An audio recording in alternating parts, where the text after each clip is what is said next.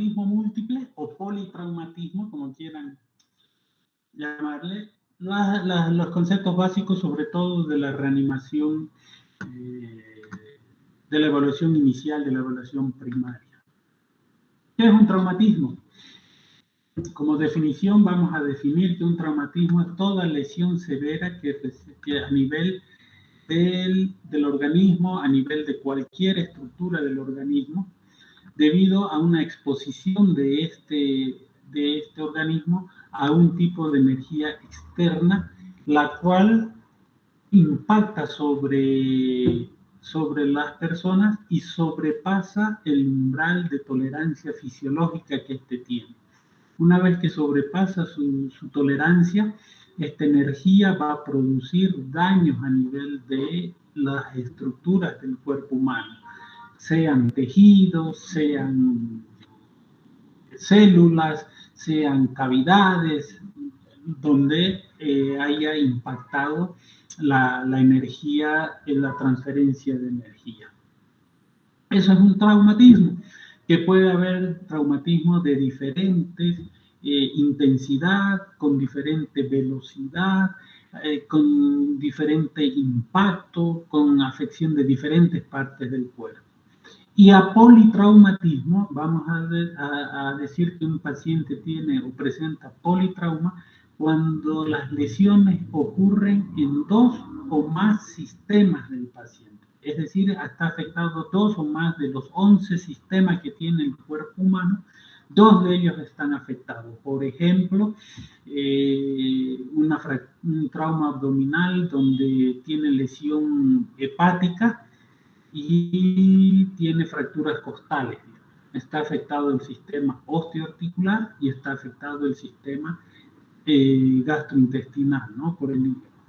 Pero además, para que sea politraumatismo, uno de ellos debe comprometer la vida del paciente, porque puede ser que tenga lesión de dos sistemas, digamos, el sistema tegumentario y el sistema articular, pero no está en peligro la vida del paciente, no pone en riesgo su vida, entonces tampoco es politraumático.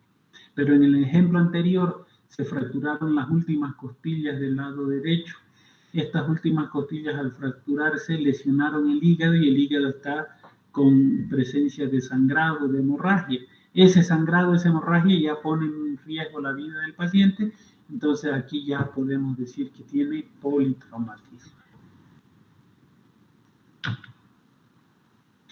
¿Qué es una contusión? Es lo que normalmente nosotros conocemos como un golpe, ¿no? Esto se debe a una transferencia de energía de baja intensidad, de pequeña a moderada intensidad, que no produce más que algunas lesiones pequeñas como equimosis, algunos desgarros, o sea, generalmente esto afecta al sistema tegumentario y en algunas ocasiones al sistema articular o osteoarticular, donde puede haber algunos esguinces y nada más, ¿no? Eso lo llamamos contusiones. Y policontusiones cuando tenían varias contusiones en diferentes partes del cuerpo, generalmente resultados de peleas callejeras, donde solamente se usan patadas y puñetes de no muy gran intensidad, ya, pero cuando la intensidad es mayor, ya hablamos de trauma. Y relacionado con el traumatismo está el shock, ¿no? El shock, que generalmente el shock se define como una incapacidad del corazón para mantener una circulación periférica adecuada que sea capaz de mantener irrigación de todas las células de nuestro organismo, perfundirlas a todas estas células para que cada una de estas células vivan y cumplan sus funciones necesarias y mantengan la vida del paciente. Eso es shock, ¿no? Normalmente cuando alguien se asusta decimos que están en shock, pero no es porque se asusten, sino el estado de shock es un estado en el cual hay una hipoperfusión de todos los tejidos del cuerpo humano. Obviamente, si no le lleva células si no hay circulación a todas las células del organismo, estas células van a empezar a sufrir porque no les va a llegar oxígeno, porque no les va a llegar glucosa y no van a poder cumplir sus funciones. Ustedes se acuerdan, el sistema circulatorio está formado por el corazón y todo el sistema de vasos arteriales que corresponden a una bomba y un sistema de cañería por donde circula la sangre por todo el cuerpo humano, y a nivel de los capilares es donde se produce el intercambio entre las células del organismo y la circulación. Y en este lugar es donde se produce la entrega de oxígeno, de nutrientes, de glucosa. La célula utiliza esto que le está llegando, produce productos de desecho y por los capilares otra vez vuelve a la circulación, vuelve al corazón, se distribuye para ser eliminado, ya sea el CO2 por los pulmones, la urea por de los riñones, etc. Esa es la vida normal, ¿no es cierto? Cuando decimos shock, cuando el corazón no es capaz de perfundir todas nuestras células. Y cuando nos enfrentamos a pacientes politraumatizados, que han sufrido accidentes de tránsito, peleas, golpes, caídas de diferentes alturas, etc., nos enfrentamos a que estos pacientes pueden, por el politraumatismo que sufren, tienen el riesgo de perder la vida. Y hay 3 picos de mortalidad después de un politraumatismo. En accidentes de tránsito, caídas de grandes alturas, como quieran, pero hay 3. Hay aquellos pacientes que mueren inmediatamente, en segundos a minutos después de ocurrido. Esto generalmente se debe a aquellos pacientes que tienen lesiones severas a nivel del sistema nervioso central, en el tronco y en la médula espinal alta, ¿no? A nivel de las cervicales, a nivel del tronco encefálico, es decir, del bulbo, de la protuberancia, o a nivel de lesiones del mismo sistema nervioso central, con exposiciones de masa encefálica, etcétera, etcétera, que mueren inmediatamente después de ocurrido el traumatismo. Lesiones de grandes vasos, como el callado de la aorta, lesiones de la aorta torácica, y las cuales se producen disrupción de estos grandes vasos y presentan una hemorragia severísima que muere casi instantáneamente el paciente. Entonces, sobre este primer pico de mortalidad, el personal médico pues tiene muy poca acción para tratar de salvarle la vida, ¿no? Generalmente estos pacientes, por el grado del accidente, mueren instantáneamente. Luego tenemos aquellos que pueden morir en la primera hora o máximo en las primeras 2 horas de ocurrido un accidente de tránsito. Y a estos pacientes es lo que se denomina la hora de oro de la atención en el politraumatizado grave. Es aquí, ¿por qué se llama la hora de oro? Porque es aquí sí que el personal de salud, sean médicos, sean paramédicos, sean enfermeros, todo lo que es personal de salud puede intervenir y cambiar la mortalidad del paciente con una buena atención prehospitalaria y también hospitalaria. Estos pacientes con hematomas intracraneanos, ya sean epidurales, ya sean subdurales, con hemoneumotórax, con lesiones de hígado, de vasos, con hemorragia, que son entre las más frecuentes, que producen muerte del paciente, pero no inmediatamente, en el transcurso de la primera, máximo hasta las 2 horas. Entonces aquí sí podemos actuar y revertir e impedir que estas lesiones de estos pacientes vayan a más grave y terminen con la vida del paciente. Y tenemos por último la tercer pico de mortalidad, que es a partir de días a semanas después de ocurrido el accidente, que es ya por complicaciones de estos pacientes, ¿no? Por ejemplo, que si el paciente tuvo una perforación de intestino durante su traumatismo y no se lo diagnosticó rápido, no se manejó adecuadamente en las primeras horas, ese paciente puede evolucionar por la contaminación hacia sepsis, fallas multiorgánicas y muerte, pero esto generalmente ya ocurre en hospitales. Aquí el que tienen que ver son los médicos que ya tienen especialidad en traumatismos, en cirugías, en neurocirugía, etcétera, etcétera.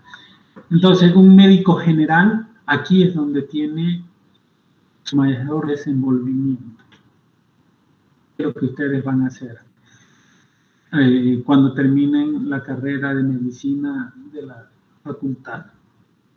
Entonces, miren, 50% de los pacientes, dice aquí, pueden morir en la vía pública, sin asistencia. Y con asistencia adecuada se puede salvar hasta un 40% de estos 50, o sea que pueden morir un 10, que son estos de acá.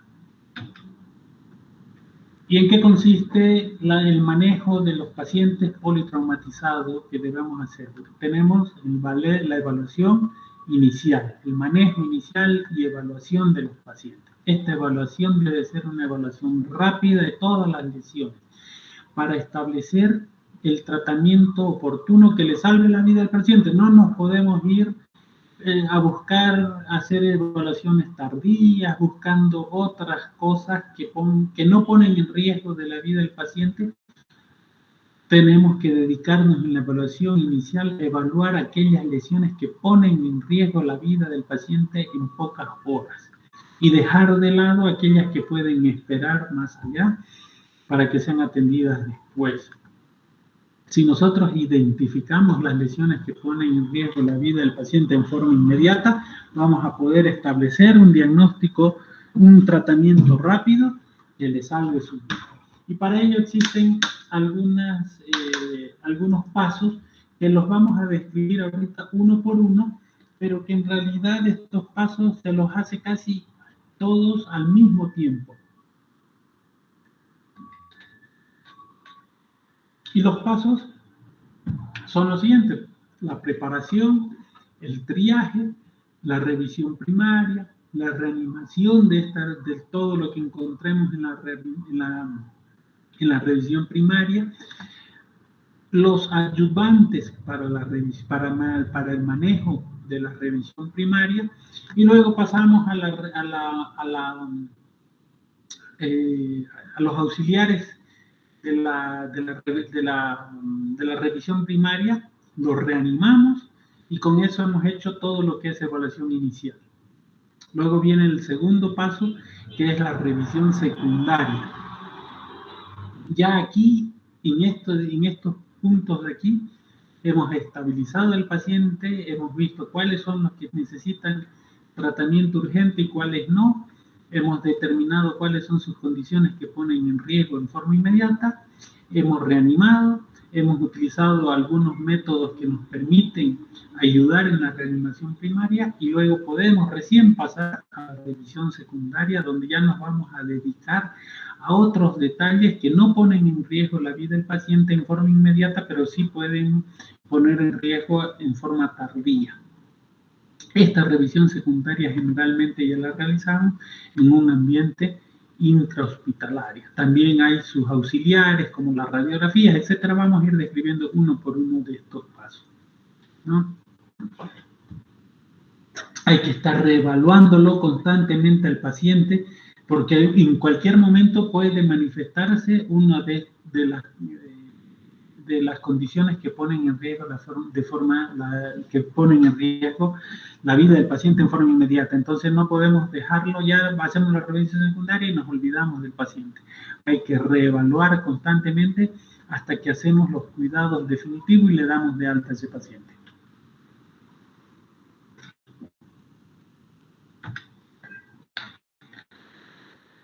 Entonces, ¿en qué consiste la preparación? Es lo que ocurre en el lugar del accidente. Y tiene su fase prehospitalaria y también su fase intrahospitalaria. ¿Qué hacemos en el lugar del accidente? En el lugar donde ha ocurrido el traumatismo, tenemos que empezar con una coordinación adecuada. Es decir, si ustedes ya van a iniciar la atención de este paciente, deben coordinar primero con todos los que andan por ahí de curiosos, ¿no es cierto? Porque siempre en un accidente hay curiosos. Entonces, ustedes al coordinar, tienen que coordinar con ellos y decirle a ustedes: ayúdenme desviando el tráfico, ayúdenme separando o trasladando a un paciente de un lugar al otro, si ven que el lugar donde ocurrió el accidente hay condiciones ambientales que ponen en riesgo la vida del paciente, etcétera. Entonces tienen que hacer una coordinación con los que están ahí. Si hay dos que van a intervenir, coordinarán, uno se va a encargar de la vía aérea, otro se va a encargar de la respiración, etcétera, etcétera. Eso lo vamos a ir viendo ahorita paso por paso, pero la coordinación con los que están presentes en el sitio del accidente. También hay que coordinar con el nivel superior a donde van a trasladar al paciente. Entonces tendrán que decir, llamen a la ambulancia, que vayan comunicando al hospital Viedma, que vamos a trasladar a un paciente en tales y tales condiciones. ¿Y qué hacemos mientras tanto nosotros en esta fase hospitalaria? Mantener una vía aérea permeable que le permita al paciente oxigenarse, controlar las hemorragias que puede tener.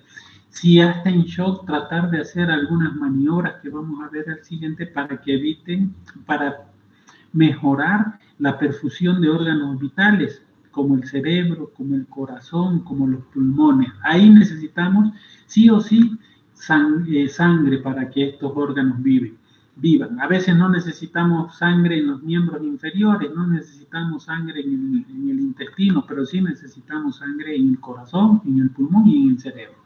Si no, el cerebro sin sangre 3 minutos se muere. Entonces podemos tomar algunas medidas que, mientras tanto, en la fase prehospitalaria, que permitan redistribuir la sangre y mantener en el corazón, en el pulmón y en el cerebro. Tenemos que inmovilizarlo a los pacientes para evitar un mal mayor de la columna cervical con fracturas y demás, y debemos trasladarlo. Tenemos que hacer en esta fase prehospitalaria lo más rápido posible, tratar de minimizar el tiempo, y algo importante que debemos tomar en cuenta para informarle a los de la fase hospitalaria es toda la información posible acerca del accidente, en cuanto a la cinemática del accidente, de cuántos metros se cayó, a qué velocidad iba, llevaba cinturón, hubo volteo, fue de frente, fue de un costado, fue de lado, todas esas cosas que van a servir para informar a la fase hospitalaria y se puedan deducir las posibles fracturas que haya, las posibles lesiones de ese paciente politraumatizado. Y ya en la fase intrahospitalaria, los del hospital, mientras ustedes van coordinando con ellos van a ir planificando los requerimientos, van a decirnos, llega un paciente que está en shock, entonces irán preparando quirófano para operar, porque tiene un trauma abdominal cerrado, porque tiene un trauma torácico, tiene quemaduras en la boca, va a necesitar una traqueostomía. Van a ir preparando soluciones tibias, equipos de monitoreo, alertando al laboratorio, rayos X. Entonces, esto ustedes al coordinar con la fase hospitalaria, ellos ya se van preparando para la recepción de un paciente grave.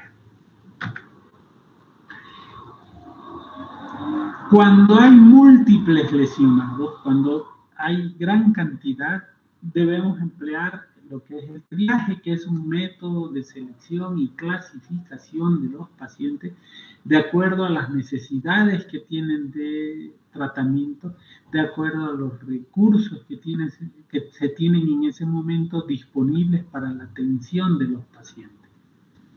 Ese es el triaje, y puede haber un triaje prehospitalario como un triaje intrahospitalario, ¿no? Esto del ABC lo vamos a ver después, no viene el caso. Ahorita vamos a ver solo triaje. Entonces el triaje nos va a ver dos tipos de accidentes. Aquellos accidentes donde hay múltiples lesionados y aquellos donde decimos que es un accidente masivo. Cuando hay múltiples lesionados, el número de pacientes que hay y la gravedad de las lesiones que tienen no sobrepasan la capacidad de los que están atendiendo a los pacientes. Entonces ahí decimos que son múltiples lesionados.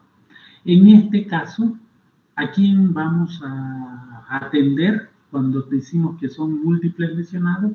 Vamos a brindar atención al que tiene riesgo inmediato, peligro inmediato de perder la vida. y el que tiene múltiples lesiones. ¿No? Para poner un ejemplo, es un accidente de tránsito donde hay 2 lesionados, el hospital donde se va a atender es un hospital grande que no sobrepasa su capacidad. En la fase prehospitalaria va a llegar la ambulancia con un número adecuado de personal médico de salud que se pueden encargar de todos los pacientes. Entonces, ¿a quién atendemos en primer lugar? Al que está más grave, al que se está por morir, al que tiene lesiones múltiples. Ahora, si el accidente es masivo, hay una flota donde hubieron 50, 60 lesionados o más, que el número de pacientes y la gravedad de lesiones que estos tienen sobrepasan la capacidad de atención del centro donde va a ser referido, sobrepasa la capacidad de atención del personal que llega al lugar de rescate. Entonces, aquí, ¿qué tenemos que hacer? Buscar al que tiene mejores probabilidades de sobrevivir, no al que está más grave.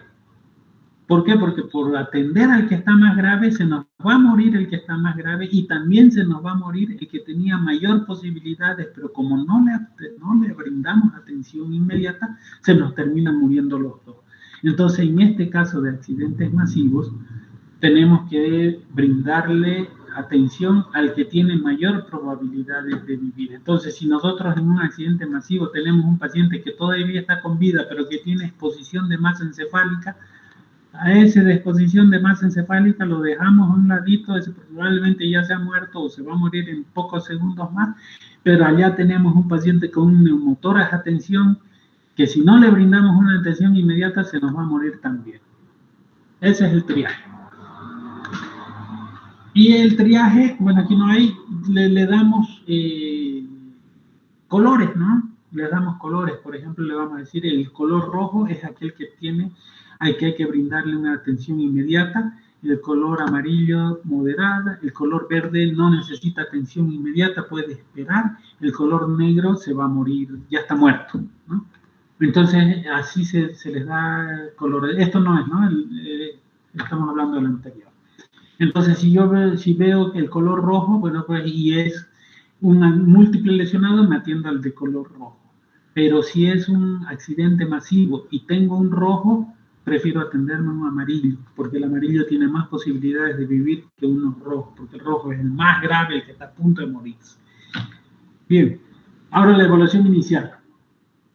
Una vez que ya hemos decidido a qué pacientes vamos a atender, que hemos hecho nuestro triaje y decimos si es que es necesario hacer el triaje, y una vez que hemos decidido atender al paciente, nos basamos en el neumotécnico ABCDE, que ya todos lo conocen. Vía aérea, columna cervical, respiración, circulación, neurológico y exposición. Todo esto tiene que ser lo más rápido posible, ¿no? Si bien lo describimos uno por uno, hay que hacerlo lo más rápido posible y podemos tardar hasta 10 segundos para poder hacer todo esto, cosa de que en accidentes masivos podamos pasar a varios pacientes.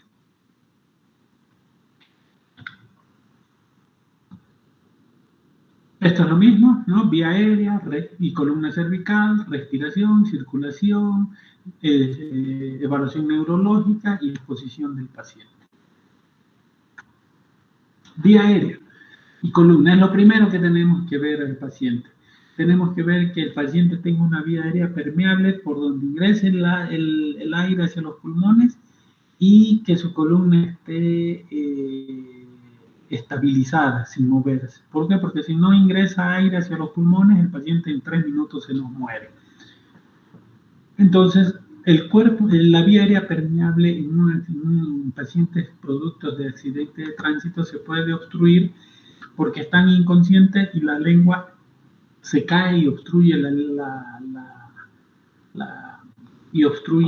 vía respiratoria. Entonces, con simplemente elevar el mentón o levantar la mandíbula, ¿no? Ya sacamos la lengua de la vía respiratoria y tenemos una vía ya permeable.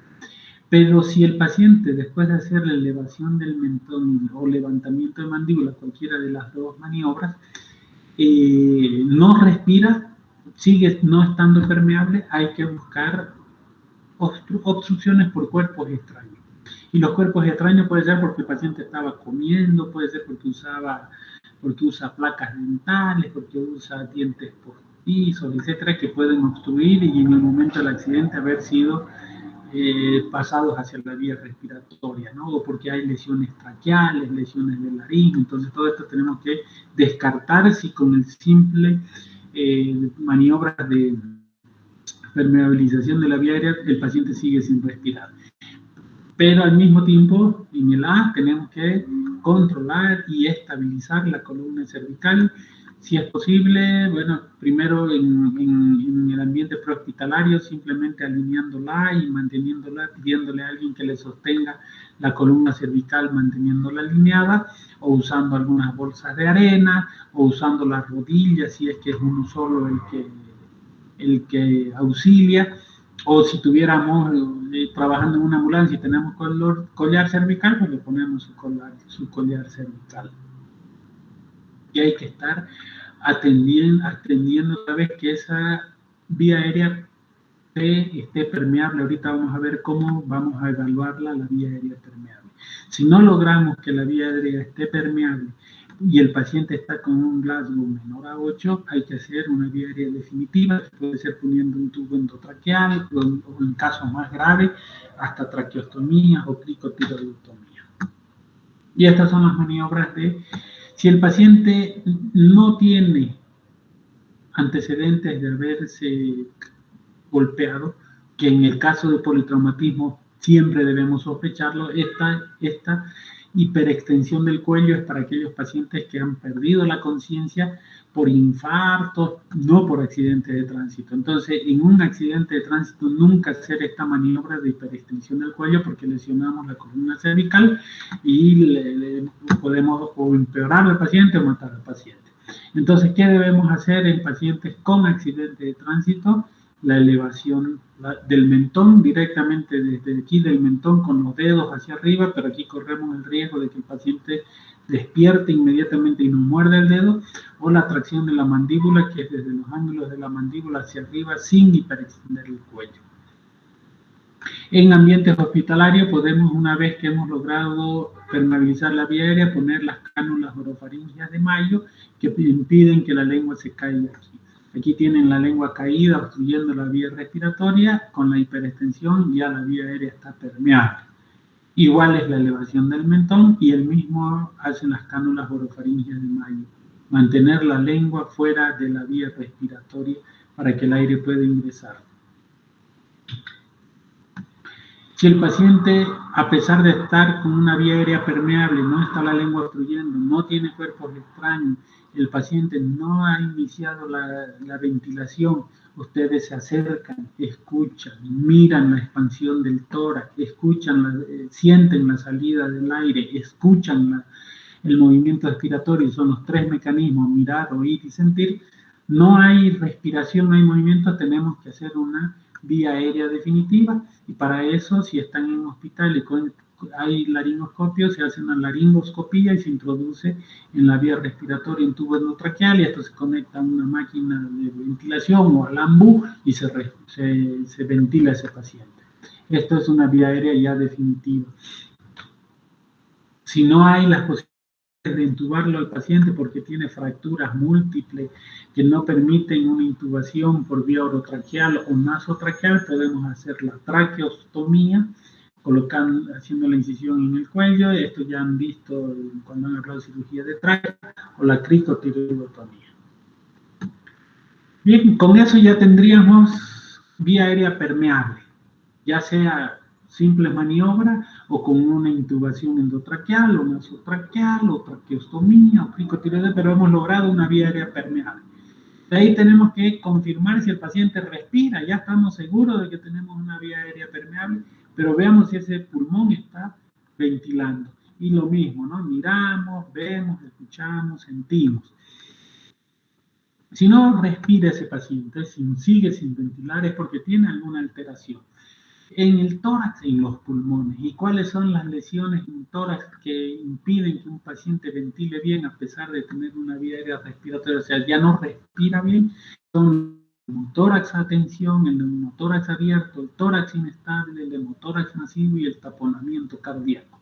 Todas estas las van a ver una por una en los siguientes temas con los siguientes doctores, ¿no? ¿Qué es un neumotórax a tensión? ¿Qué es un neumotórax abierto? Pero generalmente neumotórax es la acumulación de aire en la cavidad pleural, es decir, fuera de los pulmones, ¿no?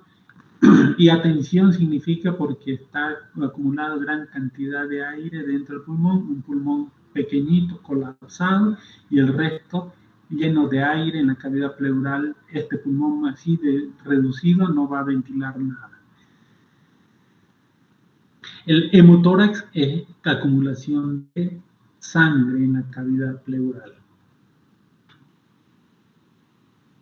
Entonces, si nosotros diagnosticamos cualquiera de estas patologías, de estas 5 patologías, tenemos que resolverla inmediatamente porque si no el paciente va a fallecer, ¿no? Antes de pasar al C. Entonces tendríamos que, no vamos a hablar mucho, no nos vamos a detener al manejo porque cuando hablen de neumotórax, atención, neumotórax, van a ver el manejo. Aquí solamente vamos a ver los conceptos grandes, si no nos quedaríamos hablando horas y horas de politraumatismo y no acabaríamos nunca. Pero todo este manejo ustedes lo van a ver en los siguientes temas, cuando hablen de tórax con el doctor Burgos, etcétera, etcétera.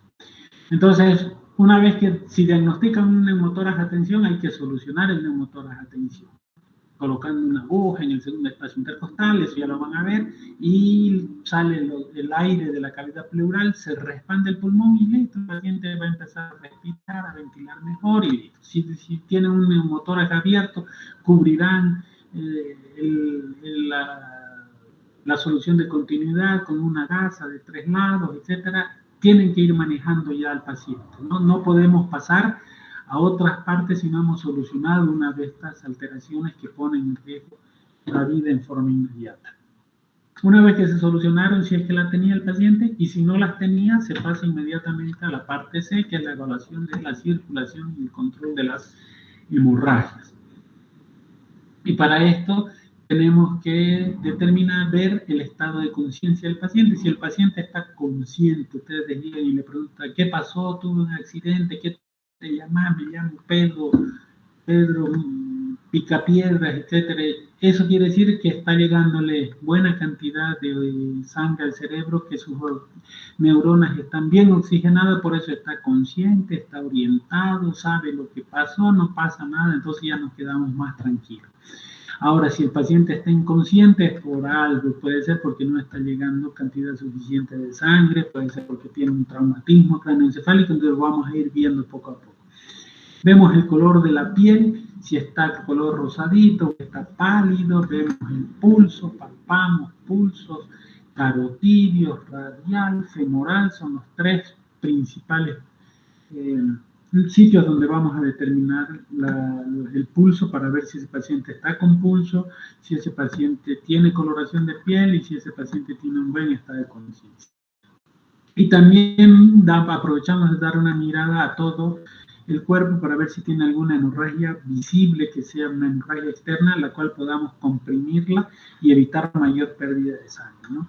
Pero pueden ser hemorragias internas dentro del tórax, del abdomen y de la pelvis, que son los 3 sitios donde pueden haber sangrados internos en gran cantidad que ponen en riesgo la vida del paciente, ¿no? Pero en ese caso no va a haber un sangrado externo, pero el paciente va a estar pálido, va a estar inconsciente, va a estar somnoliento, va a estar taquicárdico.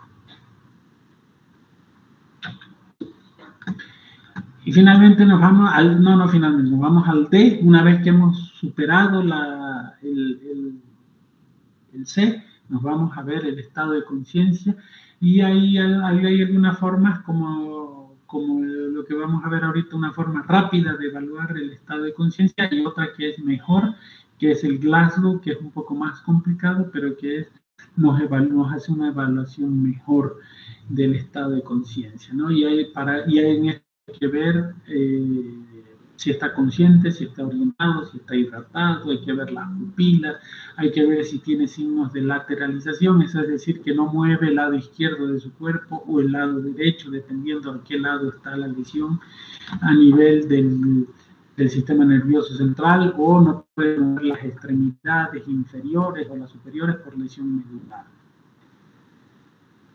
Entonces, un paciente que ha sufrido un accidente puede tener una alteración de estado de conciencia. ¿Y en qué pensamos cuando tiene una alteración del estado de conciencia? Primero, porque puede ser un traumatismo cráneoencefálico y por eso tiene una alteración del estado de conciencia, porque tiene un TEC grave, ¿no? Pero si no hay antecedentes, el paciente no tiene lesiones, heridas, fracturas, hundimientos, etcétera, a nivel craneal, puede ser porque hay está inconsciente, está somnoliento porque no hay oxigenación, porque no hay perfusión cerebral.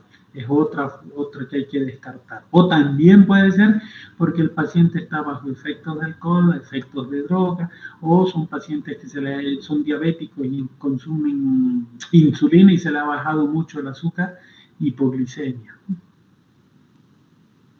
Entonces, a estos pacientes hay que oxigenarlos en el ambiente hospitalario o cuando llegue la ambulancia, prestarse oxigenito, poner oxígeno, hay que ventilarlos con un ambú y hay que ver que la perfusión esté adecuada. O sea, si el paciente no tiene pulso, si el paciente está pálido, si no hay llenado capilar, es porque ese paciente no está ventilando y está en shock. Probablemente tenga acumulación de sangre en el tórax, en el abdomen o en la pelvis. Espérenme un minutito. Un segundo y vuelvo.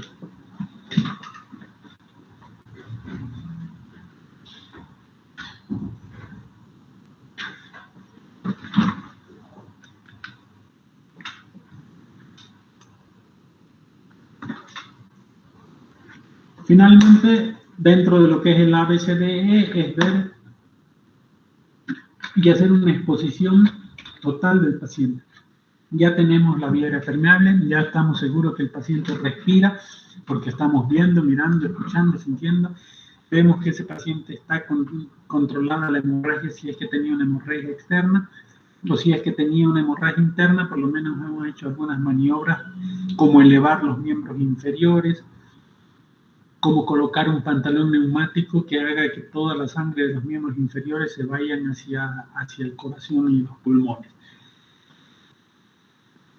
Hemos evaluado el sistema neurológico y el paciente está tranquilo, está consciente, o por lo menos lo tenemos asistiendo ventilatoriamente. Si tenía menos de 8 de Glasgow, lo estamos asistiendo. En este caso, este paciente está con asistencia ventilatoria a través de un ambú. Ya tenemos el paciente oxigenando normal, tenemos el paciente no está pálido, ya podemos recién pasar al E, que es la exposición total del paciente para hacer una revisión total de todo, desde la cabeza hasta los pies, que vendría a ser ya la secundaria, ¿no?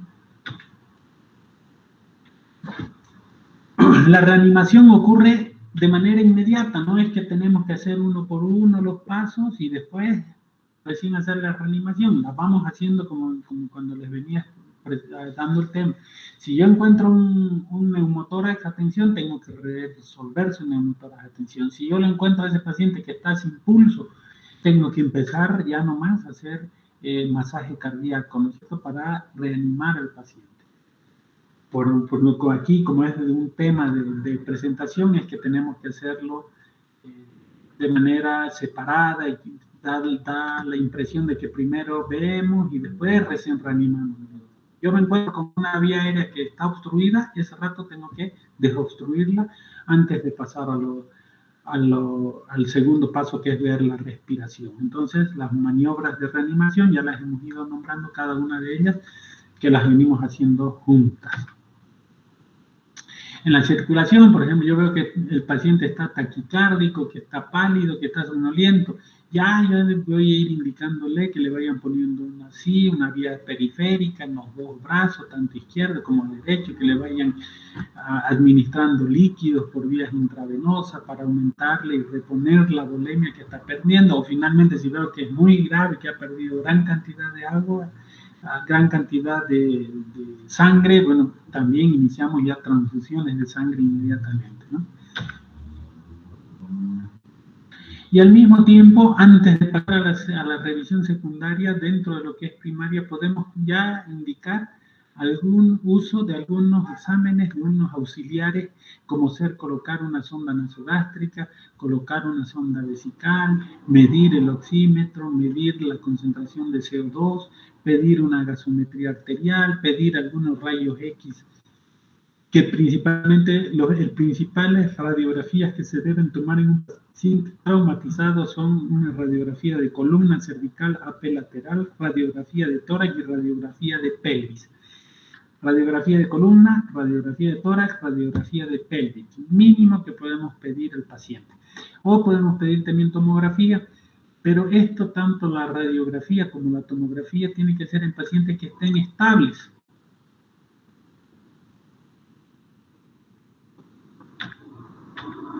Tiene que ser en pacientes estables. Ahorita aquí vamos a ver.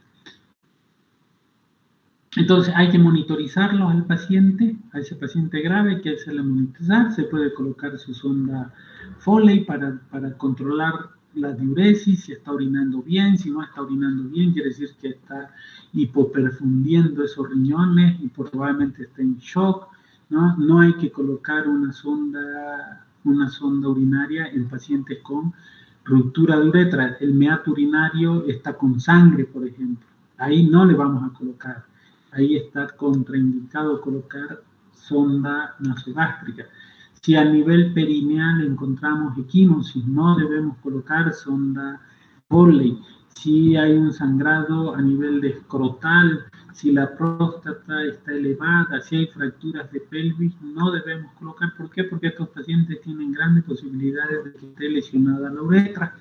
Y si nosotros colocamos una sonda Foley en un paciente con la uretra lesionada, nos podemos aumentar la lesión de la uretra o irse la sonda, en vez de irse hacia la vejiga, se entra por la ruptura de la uretra hacia otros órganos y causamos más daño de lo que deberíamos hacer. Entonces, en este tipo de pacientes, no colocar sonda Foley. ¿Para qué colocamos sondas nasogástricas? Para que disminuir la distensión gástrica, para que generalmente esos pacientes estaban bebiendo, estaban comiendo.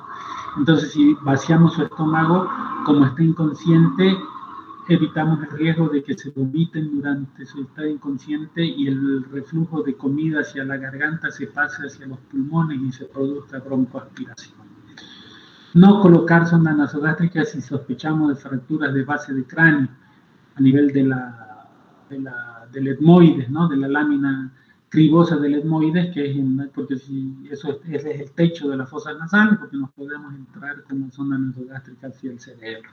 Entonces hay que colocarle los monitores, presión arterial, signos vitales, frecuencia cardíaca, presión de pulso. Con la sonda Foley medimos la diuresis horaria. Todo esto es hospitalario, ¿no? Cuando ya llega el paciente a la emergencia de un hospital. Y aquí está lo que les decía de la radiografía, que hay que pedir mínimo la radiografía de columna cervical, AP lateral, radiografía de tórax, radiografía de pelvis. Estas tres radiografías sí o sí tienen que pedirla en el paciente, pero para que vaya, la radiografía se la saca en un ambiente. Los que ya han ido a hospitales saben que los rayos X están en otro lugar del hospital, no en la sala de emergencia, porque se necesitan de equipos grandes para tomar. Entonces, cuando mandamos un paciente a rayos X, cuando el paciente hemos logrado estabilizarlo, cuando el paciente no tiene en riesgo de morir a causa de sus lesiones. Está estable, lo podemos mandar a que le hagan su radiografía, mandémoslo. Si el paciente no lo hemos logrado estabilizar, seguimos sin, no nos interesa una radiografía. También podríamos pedir otros métodos de diagnóstico como la tomografía, lavado peritoneal diagnóstico, ecografía, falta aquí, para hacer un mejor diagnóstico de nuestro problema. Por ejemplo, la ecografía nos puede evaluar si hay líquido libre en la cavidad peritoneal. Si es un accidente de tránsito y hay líquido libre, eso es sangre. Bien, y una vez que hemos logrado estabilizarlo al paciente, está todo normal, recién pasamos a la evaluación secundaria. Ya la evaluación secundaria ya es más pausada, es más tranquila. ya es prácticamente casi una historia clínica normal, donde tenemos que ver todos los antecedentes, preguntar acerca de alergia, de qué medicamentos toma, de qué patologías previas tiene, cuáles fueron sus últimos alimentos, qué fue lo que pasó durante el traumatismo, o sea, toda la cinemática del trauma, y hacer un examen completo desde la cabeza hasta los pies, ¿no? El cabello, el examen físico completo que todos ustedes conocen. Y como parte secundaria podemos ya usar otros métodos de diagnóstico de acuerdo a nuestros hallazgos que encontremos cada que vamos haciendo nuestro examen físico, ¿no? Por ejemplo, si vemos que él había vomitado con sangre, le podemos indicar endoscopías altas, endoscopías bajas, tomografía. Si vemos que está con sangre, orinando con sangre, urografías, angiografías, o sea, toda la gama de exámenes complementarios que pueden haber y que podamos necesitar, de acuerdo a nuestro examen físico, les vamos a pedir, pero eso sí, una vez que hemos pasado toda la evaluación primaria, ¿no? En un paciente que esté estable. Si el paciente estaba inestable y no hemos podido solucionarlo porque tiene una gran hemorragia abdominal, no vamos a pasarnos a hacer y nos vamos a olvidar de la hemorragia. Tenemos que entrar a quirófano. Entrar a quirófano, se operará, se resolverá su sangrado por la hemorragia interna y luego ya nos dedicaremos con calma a ver si tiene algún otro tipo de lesión.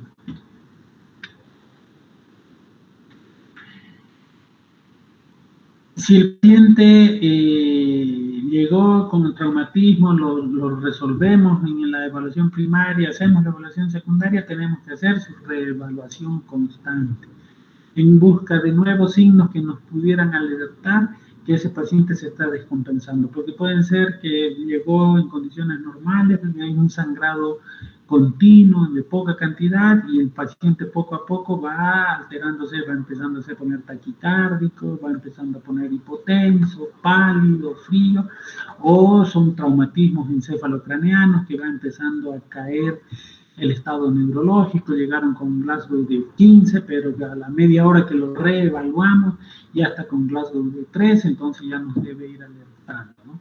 Hay que continuar en monitorización a través de la sonda Foley, de su diuresis, que lo normal es de 0,5 ml por kilogramo por hora.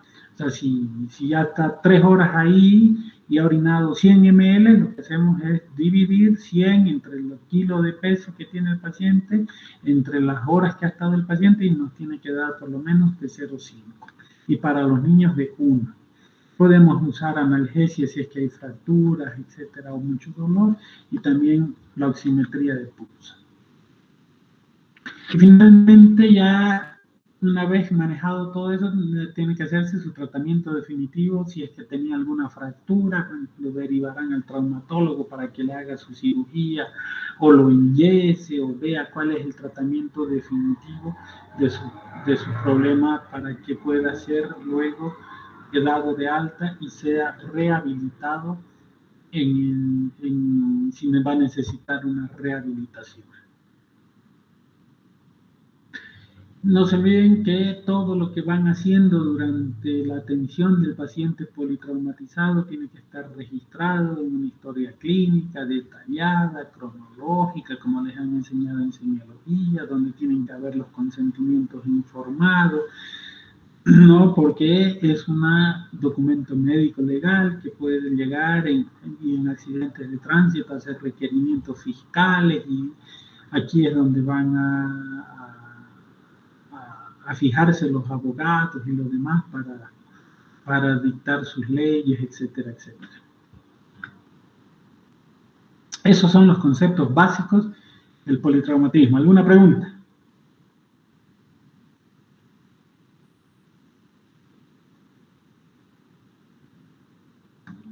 Creo que no, doctor, gracias.